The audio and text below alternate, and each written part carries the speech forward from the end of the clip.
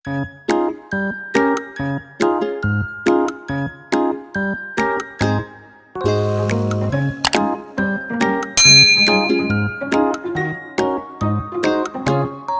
warahmatullahi wabarakatuh. Perkenalkan, nama saya Tania Sinetiara, NIM 18066149, jurusan Ilmu Ekonomi, Fakultas Ekonomi, Universitas Negeri Padang.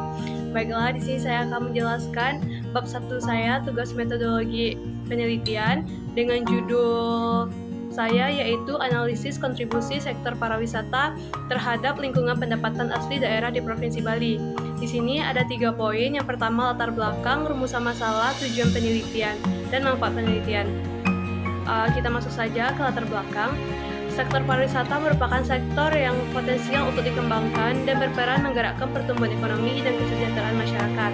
Sektor pariwisata mampu memberikan dampak positif terhadap kondisi sosial ekonomi masyarakat seperti yang dikemukakan oleh Cosenz Paylen Sera Muljadi, yaitu memberikan sumbangan terhadap penerima devisa, penciptaan lapangan kerja, memperluas kesempatan berusaha di sektor formal dan informal, peningkatan pendapatan pemerintah pusat dan daerah melalui berbagai pajak retribusi, peningkatan pendapatan pemerintah pusat dan daerah melalui berbagai pajak retribusi, peningkatan pendapatan masyarakat, dan pemerataan pembangunan.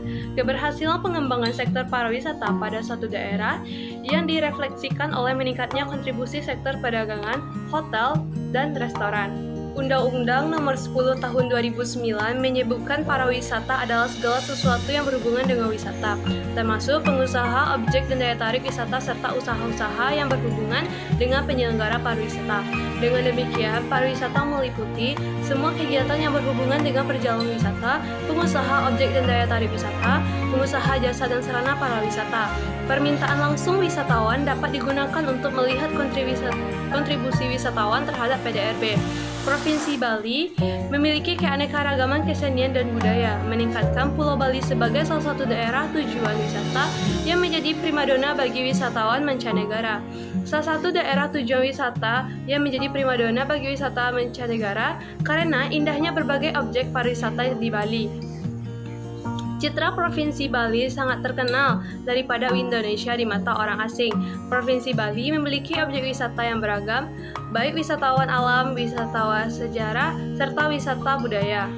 Sehingga sektor pariwisata merupakan sektor yang potensial untuk dikembangkan sebagai sumber PAD.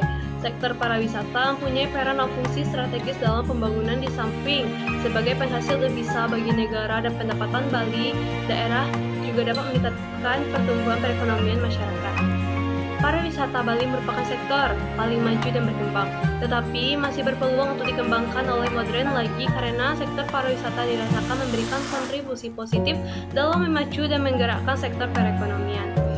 Untuk meningkatkan ekonomi di Provinsi Bali, terutama mendorong pertumbuhan sektor real, peningkatan investasi mutlak diperlukan dan pertumbuhan PDRB yang berinflatif juga berpengaruh terhadap PAD, di mana ketergantungan Provinsi Bali terhadap kondisi eksternal boleh dilarang menjadi pemicu hal tersebut. Pendapatan asli daerah merupakan salah satu sumber pembiayaan pemerintah daerah yang penanganannya sangat tergantung pada kemampuan dan kemauan daerah dalam menggali potensi di daerah. Pendapatan daerah karena sumber penghasilan daerah idealnya menjadi sumber utama pendapatan cenderung di luar kontrol pemerintah daerah.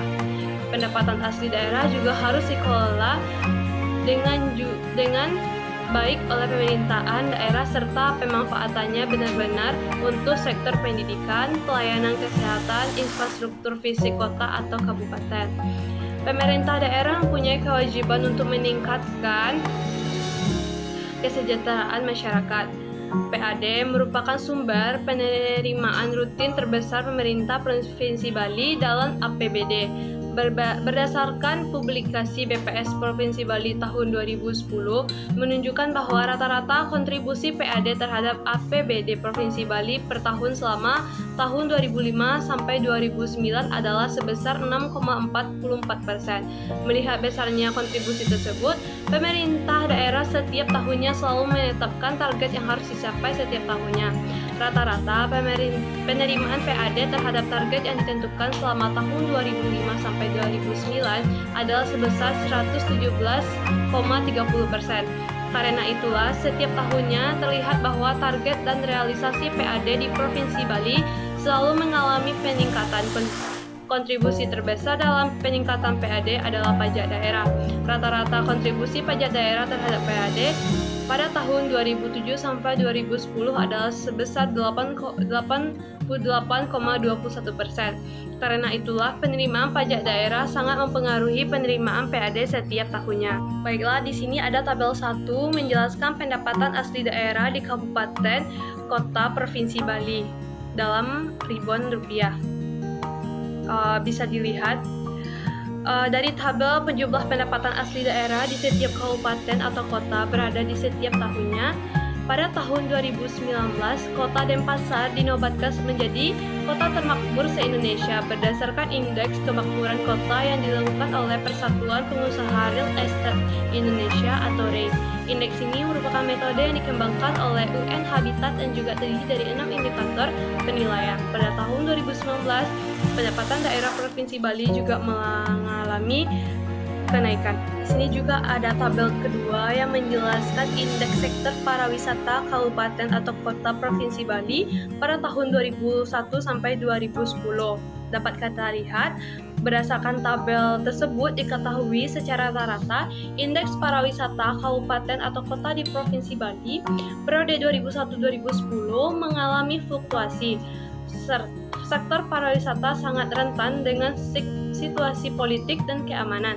Secara rata-rata, indeks sektor pariwisata tertinggi diduduki oleh Kabupaten Bandung, Kota Denpasar, dan Kabupaten Gianyar. Menurut raih utama tahun 2011, ketiga kabupaten tersebut memiliki daya dukung yang kuat atas 4 atribut pariwisata, yaitu extraction, accessible, amenities, dan auxiliary, sehingga layak mengandalkan sektor pariwisata sebagai penggerak ekonomi daerah. Berdasarkan uraian yang saya jelaskan, maka menjadi fokus penelitian adalah analisis kontribusi sektor pariwisata terhadap peningkatan pendapatan asli di Provinsi Bali. Kita masuk ke rumusan masalah. Berdasarkan latar belakang yang saya jelaskan tadi, dapat dirumuskan beberapa masalah sebagai berikut. Yang pertama, sejauh mana peran pemerintah dalam peningkatan PAD di Provinsi Bali. Yang kedua, sejauh mana peningkatan PAD di Bali sebagai dampak pariwisata di Provinsi Bali. Yang ketiga, sejauh mana pengaruh pariwisata terhadap pertumbuhan ekonomi di Provinsi Bali. Dan juga kita masuk juga tujuan dalam penelitian ini sesuai rumusan masalah yang saya sebutkan di atas. Yang pertama, untuk mengetahui sejauh mana peran pemerintah dalam peningkatan PAD di Provinsi Bali.